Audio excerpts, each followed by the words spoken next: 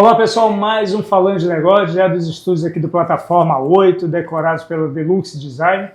E hoje estou recebendo aqui um empreendedor, né, investidor e empolgado com Roraima, tá? Aloysio Nascimento, vou pegar aqui o currículo dele, rapaz. Primeiro, ele é paranaense de Engenheiro Beltrão, tá? Produtor rural, engenheiro civil, e ele tem, né, ao longo desses 6 anos, ocupado vários cargos públicos, né? Começou como presidente do IACT, depois foi para a Secretaria de Agricultura e hoje vem desenvolvendo um trabalho que eu tenho acompanhado de perto, a gente tem viajado juntos aí como secretário de Atração e Investimentos. Exato.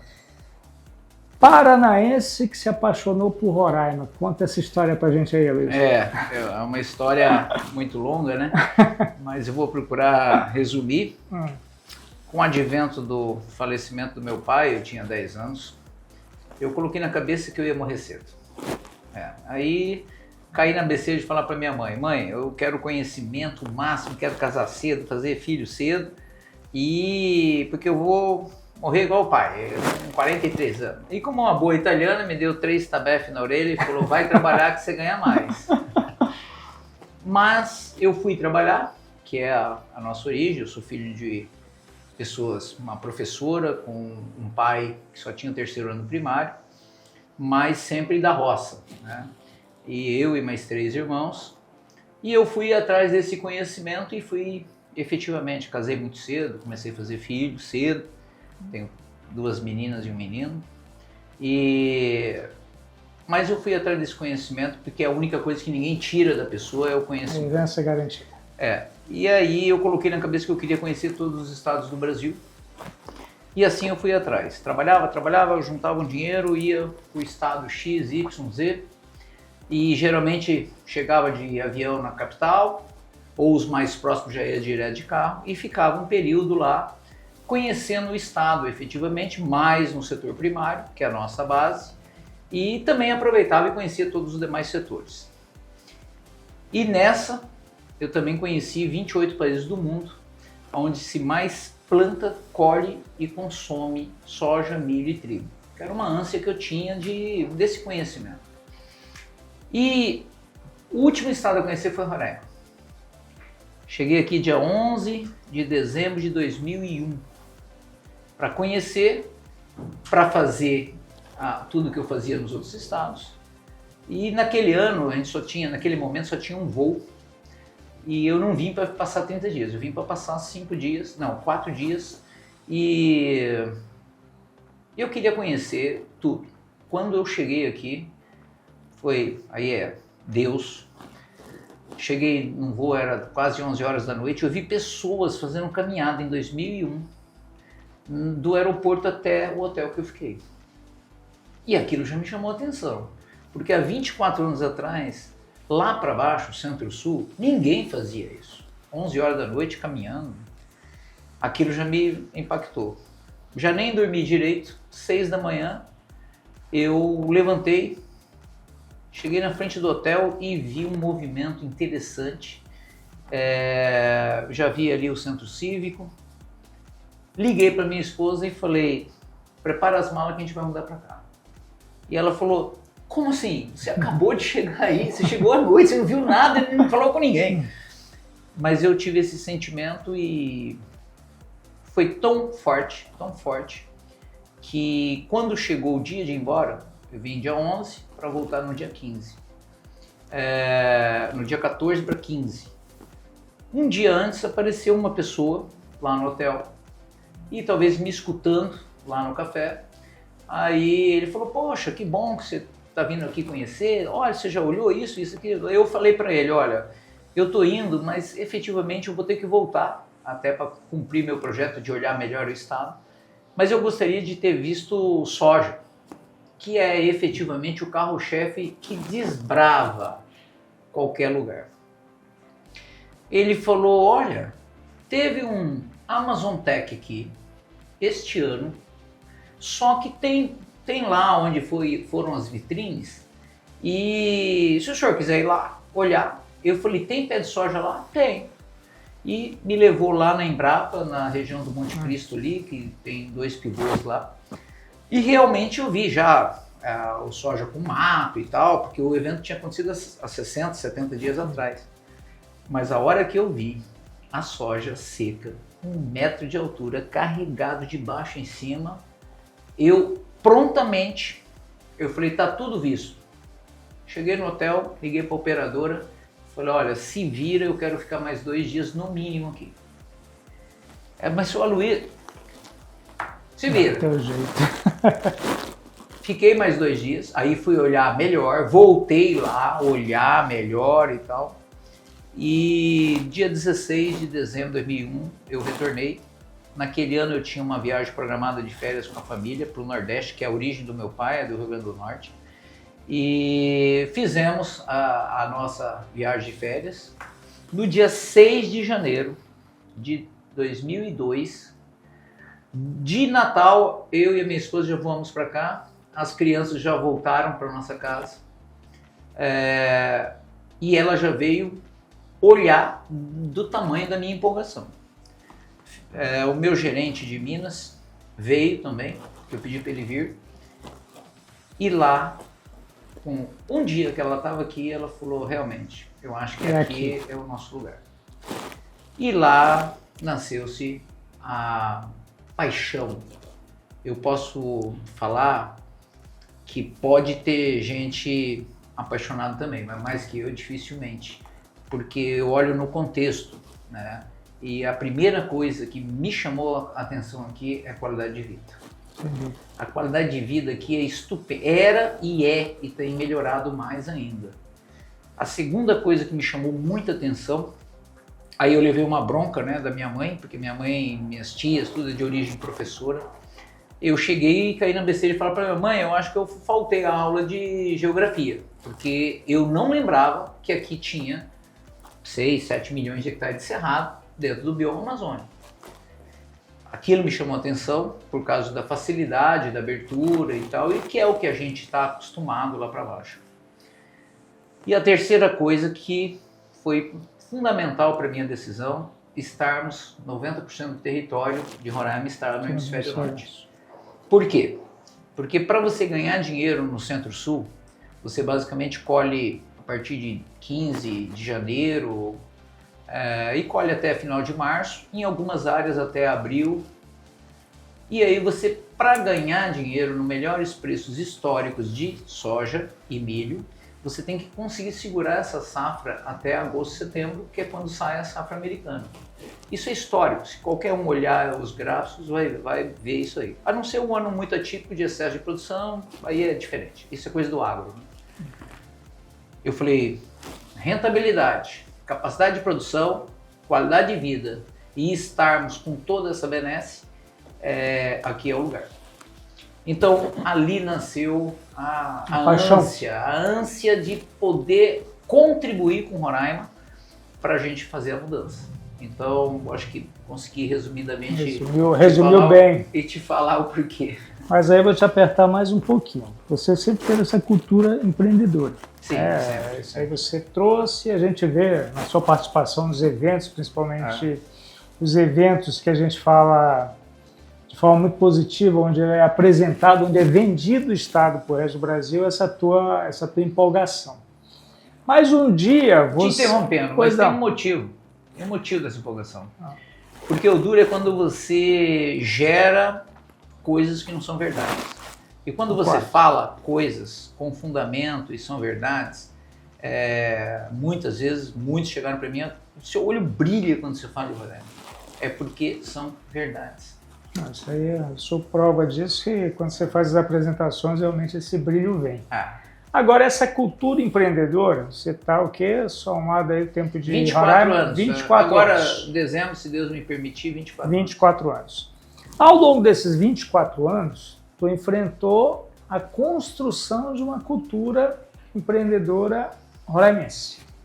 Porque a gente, até um dia desse, deixar claro que nos últimos 6 anos a gente vive um outro momento do Estado, Sim. Mas anterior a isso, nós éramos tratados basicamente como o eterno estado do contra-cheque. Recurso federal movimentando uma máquina pesada, uma máquina que não é privilégio de Roraima, é um privilégio do Brasil, uma máquina ineficiente, que entrega muito menos do que o povo merece. Exato. Como é que foi, Aloysio, conseguir virar a chave de muita cabeça aí para esse potencial que as pessoas olhavam, o futuro vai chegar, lá tem potencial, mas tu não via transformar em realidade. Que é o que a gente vive hoje. Eu sou, conforme eu falei, sou oriundo de um pai do Nordeste, descendente de portugueses na época, quarta, quinta geração que estavam aí, e a mãe descendente de italiano. E como sempre fomos da roça, então tudo nosso é baseado em princípios da roça. E produtor nenhum confia só em palavra. Então é o ver para crer. Então essa massa crítica que a gente precisava constituir para efetiva mudança, e como eu acabei de falar, o agro é altos e baixos, não adianta só achar que vai, tanto é que um ou outro empresário de outra atividade entra, daí ele fala, mas não era isso, é porque ele é dificultoso efetivamente, porque não depende só da sua produção, depende principalmente do clima, né, porque você não pilota ele, depende de uma conjuntura do país e que isso nem sempre é favorável, e você fazer um consciente coletivo positivo de que a gente tem possibilidade. E nós lutamos, não é só, eu falei, soja é o carro-chefe de abertura, não é que é daqui, é de qualquer lugar, o Brasil cresceu dessa maneira. Mas nós temos as outras culturas, nós tínhamos e temos culturas instaladas aqui, por exemplo, o caso do arroz, que é uma cultura inclusive com uma cadeia determinada, fechada, tipo planta-se, colhe-se, prepara-se, industrializa-se e coloca no mercado. Essa é a cadeia fechada. E para a soja chegar nesse nível, ou o milho, a gente precisava de volume. Então chegava, muitas pessoas falavam, Aloysio, Roraima só vai para frente quando tiver acima de 100 mil hectares. É tipo o cachorro correndo atrás do rabo. A gente não crescia porque não via ninguém e não via ninguém porque a gente não crescia. E por isso perpassa-se a vontade política. Então, tínhamos que trabalhar um consciente coletivo muito importante, que é a sociedade entender que somos e a sociedade toda ganha. O setor primário crescendo, a sociedade toda ganha, com empregos, geração de renda, que não é falácia, isso é cada um no seu quadrado, mas é cada um dentro vislumbrando o crescimento. Só que chegou num ponto, eu sempre falei, né, foram milhares e milhares de pessoas que a gente conversava aqui, atraindo pessoas. Em 2004, só para vocês terem uma noção, nós fizemos um mega evento aqui, de plantio direto, e já trouxemos os papas do plantio direto na época, os papas, e eles ficaram impressionados com o que viram. Na hora que colocar o plantio direto aqui, vocês realmente vão ter capacidade. Por quê? O maior fator de benefício que Roraima tem, nós temos um clima determinado, 23, 33, máxima mínima, 100 metros de altura, basicamente igual, umidade relativa do ar excepcional, inclusive a OMS fala que a melhor umidade do ar do planeta para se viver é 65% média ano. Essas qualificações, e com 12 horas e 7 minutos, gente, de luz efetiva média ano, lê-se mais fotossíntese, lê-se produção. E daí não é só soja. Aí entra gado, que é água morna o ano inteiro, entra as nossas frutas, tem o BRICS, que é o teor de açúcar nelas, maior graças a tudo isso. Então faltava o quê? Volume de pessoas, a gente lutando para que trouxesse e viesse, altos e baixos, mercado que a gente não pilota, e gerando devagarinho esse consciente coletivo. Só que eu usei muito, mas muito o termo Roraima, terra das potencialidades. Roraima, terra das potencialidades, em todos os setores. Em todos os setores. da educação, da própria saúde, na própria segurança e, lógico, sempre do setor primário, porque não é uma coisa que eu inventei. O Brasil cresceu graças ao setor primário. Sim. O Brasil hoje é reconhecido mundialmente, a 10ª potência do mundo, graças ao setor primário. O setor primário vem, cresce, a agroindústria vem, cresce e vai crescendo os demais serviços e setores. Bom, fazendo isso tudo, chegou num ponto, aí eu vou falar a data, né? Em 2017, eu, como produtor, como empresário, querendo o máximo, eu tinha ficado triste comigo, porque eu não sentia mais a vontade de falar a terra das potencialidades. Porque eu sabia delas, estavam comprovadas, mas nós não tínhamos a pegada. E a pegada não é de um produtor, a pegada não é de uma cooperativa de produtores. A pegada é parte da sociedade entender isso. E num belo dia, meados de 2017, para final, eu fui convidado para uma reunião na nossa associação de empreendedores e eu perguntei qual era a pauta. A pauta é febre aftosa e política. Aí eu falei para quem me convidou, eu não vou participar em tudo, só vou participar da parte da febre aftosa, política eu saio, vocês me desculpam. Não, mas é importante e tal, porque sempre se posicione. Eu falei, gente, é muito complicado isso. Aí houve a insistência, né, dessa pessoa para que acontecesse, que eu fosse na reunião. Eu, na lata, efetivamente falei, eu só vou com uma condição. Você aceite me lançar o seu nome para governador. Eu vou lançar o seu nome para governador. Não é para isso. Não é para isso que... Eu falei, tá vendo qual é o nosso problema? A gente adora falar de político, a gente adora falar de partido, a gente adora falar mal de plano de governo, só que quando você tem que fazer uma doação para você e o Estado já está te oferecendo um monte de coisas, aí a gente deixa. Bom, aquilo efetivamente impactou muito. Acredito que aí nasceu um projeto. Em 2018, o ano em seguida, eu viajei, 2017 para 2018, porque a minha família nesse tempo estava morando fora, advento de um tratamento de saúde de uma filha. Eu cheguei dia 3 de janeiro, se não me engano, de 2018. Bati na porta do cara. E aí, vamos começar? Você de novo com essa conversa? Eu falei, eu não estou brincando, eu não estava brincando. Ali nasceu a possibilidade de nós vislumbrarmos a mudança tão necessária que hoje nós estamos com 6 anos e meio acontecendo. Só que isso que eu estou te falando são fatos, são verdades. A gente precisava aumentar esse consciente coletivo da sociedade.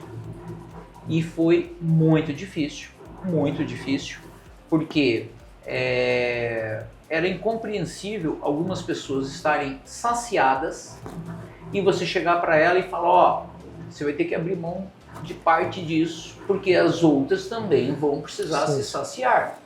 Cada um no seu quadrado, cada um dentro da sua parte da sociedade e assim por diante. Eu acredito muito que não é só eu falando, mas a sociedade sente isso, porque projeto político nenhum dá certo se você não efetivamente fazer as entregas que a sociedade necessita. E essas entregas estão andando com muita velocidade, hoje mais, e então, Weber, eu falo com muita tranquilidade e agradecimento por estar aqui com você e passando para toda a sociedade isso. Nós, roraimenses ou roraimados, que é o meu caso, nós não podemos perder essa oportunidade. Nós temos um projeto imenso para frente, onde todos são beneficiados, todos, tá? Inevitavelmente todos. E isso, no atual Brasil, ou nesses 24 anos de Brasil, nós podemos falar que nós somos case de sucesso a nível nacional e, quiçá, você audacioso internacionalmente. Por quê? Desde lá de trás a gente já vislumbrava Venezuela como um grande consumidor, os países do norte da América do Sul, Colômbia, assim por diante, e os irmãos caribenhos. Hoje é realidade. Então hoje nós estamos num trabalho muito forte para que eles já nos reconhecem como player de segurança nacional, que infelizmente a pandemia acabou mostrando com muita dificuldade, inclusive no meu caso eu perdi um irmão pela pandemia, mas só que ela mostrou que não adianta ter dinheiro. Não adianta ter um cartão de crédito com um limite tamanho do mundo e você ter condição de pagar. Não chega a comida. Então, a aptidão nata nossa de Roraima é sermos esse player. E agora, com todas essas mudanças que ocorreram e que foram passado de ano a ano aí, nesses últimos 6 anos e meio, nós vamos ser players também de energia. Como assim? Minha energia está tudo certo agora. Não. O advento do Linhão, que a partir do final desse ano, quiçá até março do ano que vem, vai nos trazer, vai nos colocar, já colocou no radar de grandes investimentos. A agroindustrialização vai vir mais forte, a produção vai aumentar, a agroindustrialização vem de todos os setores e principalmente um setor, eu fico muito triste imaginar que uma pessoa está fazendo um curso de faculdade, ele formou e ele tem que ir embora para trabalhar. Não, nós vamos vir, todos os setores, a energia é a única coisa que induz efetivamente, imediatamente o crescimento. Então, nós estamos trabalhando na parte de logística, estamos trabalhando no mercado, que ninguém joga fora 30 milhões de turistas que vêm no Caribe, mais a população que vive lá, mais o player de segurança alimentar. E olha, quando você até esquece os outros países, só em você pensar que nós temos 3 milhões e tanto de boca no Amazonas e eles estão longe do centro produtor, então só isso já justifica. E uma coisa muito importante, gente, o estado nosso nunca vai ser a maior fronteira agrícola do Brasil, nunca. Porque nós temos já limitações e que antes, até eu mesmo faço meia-culpa de falar, poxa, mas eco. Nós vamos poder produzir, o único estado a poder produzir e batendo no peito. Sabe por que tem isso aqui? Sabe por que tem esse selo? Esse selo são as coordenadas geodésicas. Esse selo é para diferenciar nós que efetivamente nós temos condições de fazer com sustentabilidade plena. Então é o único estado que vai poder produzir e falar é sustentável. E isso agrega valor no produto. Não é modismo. Isso agrega valor no produto. E é nosso, é dos roraimenses. São dos roraimanos que estão aqui trazendo e investindo. Isso daí, Weber, nos enche de orgulho para poder falar que nós não desmerecemos, nunca você vai escutar de mim, ainda mais vindo de uma família que é oriundo de funcionários públicos, mãe, tia, todo mundo, professores e tal, nunca a gente vai desmerecer o contra-cheque. Agora, o que está proposto para a sociedade é o contra-cheque mais valorizado, mais respeitado, de todos os aspectos, em todos os níveis, mas os demais da sociedade terem condições de poder crescer, de poder vibrar e de poder falar para o filho, fica aqui vai ter lugar para você, porque nós, com a sociedade toda, estamos ajudando a construir isso. Com certeza. Esse rapaz que você falou lá atrás, que você conversou, e que depois bateu na porta de novo, por acaso é o atual governador Antônio Denário, né? É. E assim, é produtor, é empresário, e a gente já teve no Brasil vários casos de tentativas frustradas de empresários que entraram na política. Nós temos assim, eu acho que são exceções, o caso do Zema, é o caso do governador Antônio Denário aqui em Roraima, o Zema em Minas, mas ele pegou um estado que além de quebrado, ele tinha uma série de entraves que tinha tudo para dar errado. Tudo. Questão indígena, A gente que vive até hoje, querendo ou não, é uma insegurança, mas está conseguindo se administrar. Questão energética, questão fundiária, salários atrasados, um servidor público desmotivado, ou seja, era para ter parado. Ele puxou o freio e em 6 anos a gente tem o Estado brasileiro que mais cresce no país. Proporcionalmente. O Estado brasileiro que mais aumenta a área plantada, que tem os melhores níveis de produtividade, tudo bem, proporcionalmente. Mas são dados que muita gente, que eu acho que são as pessoas que não acreditam no Estado, viram para a gente e dizem, Luiz, na tua secretaria tu está fazendo mais do que tua obrigação. Vira para o governador, o senhor não está fazendo mais do que sua obrigação. Por que os outros não fizeram? Se era obrigação e se tinha tudo para dar errado, por que deu certo? Fazendo uma comparação, você acabou de tomar café na mesa e papapá, e sobrou migalhas aqui, migalhas ali. Seria muito fácil simplesmente chegar e fazer assim, né? Nós não fizemos assim. Nós juntamos, aprendemos com aquilo e começamos a tirar do discurso uma coisa chamada governança. Essa governança machucou pessoas, porque pessoas que estavam acostumadas da maneira que vinham trabalhando há décadas, aí elas viram que houve uma mudança. Essa governança que ela perpassa por alguns pilares. O básico do básico é segurança, saúde e educação. Não adianta você estar bem de saúde e alguém querendo te roubar. Então, a segurança, saúde e educação. E então nós fomos atrás de começar a trabalhar isso. E realmente é obrigação pagar em dia, normal, né? Só que só se paga em dia se você tiver condição. Se você não tiver condição, você tem que gerar alternativas para que a condição venha. Essa governança instalada foram horas, dias, anos de muito trabalho, de muita determinação de um capitão e de sua equipe. E que eu não abro mão de falar que ninguém ganha jogo sozinho. Você pode ser o melhor cara do mundo se a equipe não estiver trabalhando, coesa, motivada. E quando eu falo equipe, aí lê-se os políticos com mandato. Se a nossa base estadual não tiver compenetrada, não entender isso, ficaria muito difícil. Se a nossa base federal, os deputados, os senadores, não entender isso, era muito difícil. Só que a gente foi um por um, foi ticando, foi cortando, foi fazendo, foi demonstrando, foi vindo, foi acontecendo. E aí, naturalmente, a pessoa fala, não, calma aí, eu sou contra, mas no íntimo, ou para algumas pessoas muito próximas, ele fala, mas tá dando certo. Aí veio a reeleição, porque a gente também não sabia efetivamente se o projeto de uma pessoa, que é o governador, ele podia dizer, não, eu não quero, eu vou cuidar da minha vida.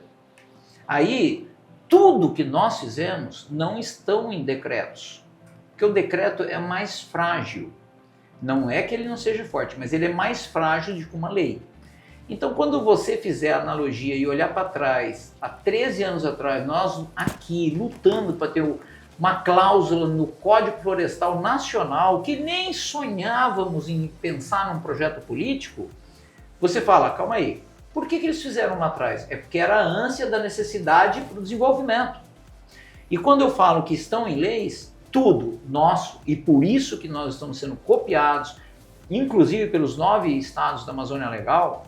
Por quê? Por que eles fizeram? Porque houve uma determinação, houve um foco e nós não saímos do foco. A gente correu atrás desse foco.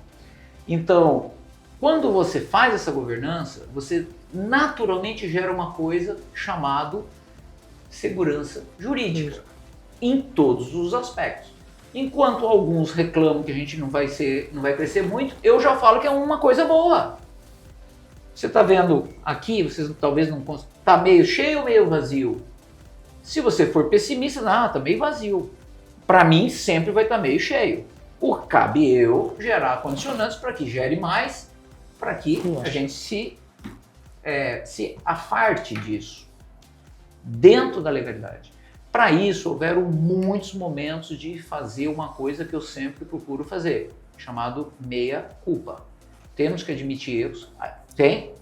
Se Beltrano, Ciclano não gosta do que eu falo, é problema deles. Mas quando você gera a possibilidade de admitir meia-culpa, ou errei aqui, vamos mudar, porque você não tem capitão bom de navio sem vento. Não tem capitão bom de navio, um navio top, sem combustível. Ou o vento, no tempo das caravelas, ou o combustível, seja qual for a fonte.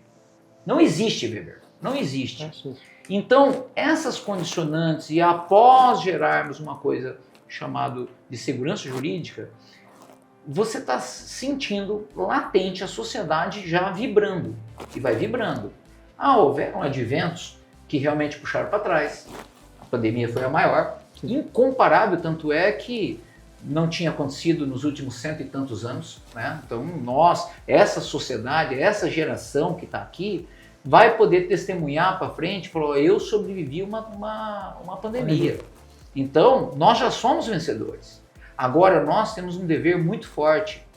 Eu nasci no Paraná, no sul do Brasil, e se eu for hoje dentro do meu município, muitos nunca viram pessoalmente ou se dedicaram para saber o que é a Amazônia. Os paulistanos, os paulistas, nunca viram efetivamente. Então, o que nós estamos fazendo não é por Roraima, nós estamos fazendo pelo Brasil. A Amazônia é nossa. A Amazônia é nossa. Nós temos que efetivamente sermos protagonistas disso. E nós, com o problema da logística que nós temos, que somos desgarrados por logística tradicional do Brasil, que é a rodoviária, nós temos que ser melhores ainda. Então, todo esse arcabouço que foi feito, todo esse trabalho de horas e horas de toda uma equipe, volto a falar, não tem capitão bom se você não tiver uma equipe rodando, todo mundo coesa, e isso tem altos e baixos, que é normal, principalmente quando você envolve política, né? São setores que você tem que respeitar, setor aqui, setor ali e assim por diante, gera-se um consenso e toca. Então, Weber, eu falo com bastante propriedade e muita tranquilidade. Roraima é um case de sucesso. Estamos no caminho da permanência disso, que só vai dar certo se houver o referendo da sociedade. Entendi. Se a sociedade entendeu que esse é o caminho. A cereja de bolo, Aloysio, é a saída pela Guiana? Bom, a cereja de bolo, qualquer equação dentro da sua casa, qualquer fórmula mágica dá certo no seu relacionamento de colégio, de casa, de mulher, de filhos, de negócio, com uma frase mágica: quem paga a conta? Essa frase, o que tem a ver, Luísio? Deixe de chegar com seu dinheiro fruto da somatória de uma família lutando para frente sem dinheiro. Deixa você entrar ou morar num estado que ele não vislumbre capacidade de crescimento para todo mundo em todos os setores. Então, eu estou te respondendo meio que parábola para você e cada um que está nos escutando. Se hoje eu tenho um mercado aqui, lê-se Amazonas, nosso, com uma logística top para nós, porque só vem positiva e a gente aproveita o retorno. Isso nós temos 60 e poucos milhões de habitantes no norte da América do Sul e o Caribe. Mais 30 milhões de turistas que vão lá. E com o advento da Venezuela estar em transição, está em transição, não achem que vai ficar de eterno, mas a Guiana é o país que mais está crescendo no mundo, advento deles terem como exploração petróleo e gás. Então eles são um país considerado, não por mim, mas considerado por qualquer economista como emergentes. E toda e qualquer pessoa no mundo, inclusive nos 28 países que eu visitei, né? Eu não abri mão de ter contato com pessoas do dia a dia. Não é só empresário, não é só produtor. E todos, é unânime. Se o país está bem, ele, por mais que reclame, ele fala, não, mas eu estou no caminho certo. Se nós temos essas condicionantes, capacidade ambiental, que é um complexo de fatores que eu já listei aqui, se nós temos um povo que quer e nós temos o consumidor que volta na frase quem paga a conta, como que eu vou jogar isso fora? Então, pessoal, de coração, efetivamente nós estamos no lugar certo, no momento certo da história, e que cada um de vocês vai se sentir muito orgulhoso e falar, eu fiz parte disso, que é o que eu sinto muito orgulho. Luiz, estamos chegando aqui ao final do nosso bate-papo, mas a gente não pode deixar de te perguntar, você é otimista nato, né? Já deu para sentir, pessoal. Eu acho que foi a edição bate-papo que eu menos falei. Eu conheço o Luiz e o Luiz, ele toma... Não, peço desculpa. Nada, que é isso, é uma conversa muito boa. Mas eu quero que você traga para a gente, dentro dessa motivação, dessa empolgação, né, uma mensagem para quem está lá fora, que não conhece Roraima, volto a dizer, o Brasil não conhece o Brasil, né, e Roraima faz parte desse Brasil, muitos ignorando isso. Tá? Qual é a mensagem que você traz para essas pessoas que estão olhando a gente do outro lado da rua, e para aquelas pessoas que, como você falou, estão aqui em banco de faculdades, às vezes sonhando com um cargo público que não tem mais, não na proporção que eles acham que tem, né? A máquina pública ela já saturou, então é a iniciativa privada que vai gerar esses postos de trabalho. Então qual é a mensagem para essas duas frentes? Para quem vem querendo investir, acreditando também no Estado, que eu digo uma outra coisa, você é paranaense, mas é um paranaense, e eu não falo isso com orgulho, né?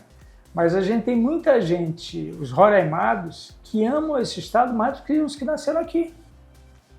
Em alguns momentos, porque é aquele negócio, pô, a gente acredita tanto, a gente está fazendo a transformação e a gente não está fazendo sozinho, está fazendo de mão dadas com um monte de gente. Então, qual é a tua mensagem para essas pessoas? Bom, eu acho que a mensagem principal e o público principal somos nós, roraimenses. Acreditem, confiem em vocês, confiem, vão para cima, né? Não só para você se sentir orgulhoso, você, sua família, mas principalmente a hora que eu acabei de mencionar. Esse orgulho, ele replica, ele passa para o seu vizinho. E é o que a gente precisa, essa valorização do nosso. Tanto é que eu uso sempre hashtag vamos valorizar o nosso. Então a nossa autoestima estando alta, boa, automaticamente a gente contagia. O dia que você sair e for passear, ver alguém em outro estado, naturalmente a pessoa lá, você não precisa nem falar de Roraima. Ele vai falar, rapaz, esse cara está diferente, porque no passado ele não era assim. Ele vinha aqui meio borocochô, né, conforme diz, e hoje não, ele já está diferente. Calma aí, está acontecendo alguma coisa lá. Viram? Isso é muito importante, a nossa autoestima, a nossa autovalorização. O fruto disso hoje transcende, graças à tecnologia de informação. Hoje nós estamos falando aqui alguém lá da Europa, do leste europeu, da Ásia, ou do próprio Estados Unidos, e até da Venezuela e da nossa Guiana, nossos vizinhos, e do nosso irmão siamês, que é o Amazonas. Eles falam, calma aí, estou me sentindo aqui meio angustiado, sem uma expectativa. Então, meio que naturalmente as pessoas vêm. As condicionantes que foram criadas e que estão em lei, as condicionantes da expectativa de futuro, isso contagia mais do que qualquer discurso, de qualquer livro que você possa escrever. Porque vocês lembram que lá atrás eu vi um pé de soja abandonado e falei, opa, aqui é o futuro? Hoje nós não temos um pé de soja abandonado, nós temos um estado latente, um estado pulsando, um estado onde ele gerou condicionantes para todos, em todos os setores, E isso daí, as pessoas lá de fora olham, porque eles falam, pô, deu certo, eu posso ir lá. Porque dinheiro é avesso a risco. Dinheiro é avesso a risco. Quanto mais você mitiga, diminui as possibilidades de risco, mais vem. Então, Weber, a minha mensagem para todos é, os daqui valorizem, sintam-se orgulhosos disso, e os de fora venham rápido. Venham rápido, porque nós temos uma cadeia imensa de possibilidade de crescimento em todos os setores. Venham porque vocês efetivamente vão falar, pô, me deixa pegar parte dessa carona aí, e também seremos gratos caso a contribuição de vocês possam ajudar todos que estão aqui primeiro. Então a gente sempre procura trabalhar, mas deixar claro que a nossa prioridade são os daqui. Não estou fazendo distinção. O estado que já é muito rico, por exemplo, São Paulo, não vai sentir uma pequena perda de alguém vir para cá. E se sentir, estão sendo pequenos, porque deixaram de olhar para fora e só olharam para o umbigo. Aí nós não somos assim. Aqui tem espaço para todo mundo, e que dentro de uma cordialidade, inclusive política, com uma visão boa, você fala, bom, se eu não fui competente para cuidar disso aqui, se alguém pegou o meu lugar, a culpa não é nossa. A culpa não é da sociedade. A culpa é dele. Então, quando eu falo em meia-culpa, é isso. Então, eu acho que é basicamente isso. Luiz, agradecer aí o bate-papo, pessoal. E é muito legal de receber gente otimista como a Luiz, e não é otimista vazio, rapaz. A gente participou, acho que tem 3 semanas, mais ou menos, 3 semanas de um evento em São Paulo, um Roraima Day, promovido pela Eneva. E, pessoal, tinham 120 grandes empresários, grandes empreendedores que passaram uma manhã toda conhecendo Roraima. E a gente fica muito feliz pela forma como eles visualizaram as expectativas de negócio, muitos deles já com negócios em Roraima, e gente dizendo que tinha que correr para Roraima, né? E, inclusive lançando até a candidatura do governador em outros estados, né? É um negócio que a gente até... É uma brincadeira. É uma brincadeira, mas é um negócio bastante interessante, porque Roraima está sendo visto como nunca foi visto. Eu estou aqui há 31 anos e continuo dizendo, Roraima é o estado que está tudo por fazer. Eu falava isso quando eu cheguei aqui. E continua estando tudo por fazer, mas a gente já começou. E o destino do estado é o sucesso garantido. Luiz, obrigado mais uma vez. Tamo junto e até a próxima segunda-feira. Um abraço.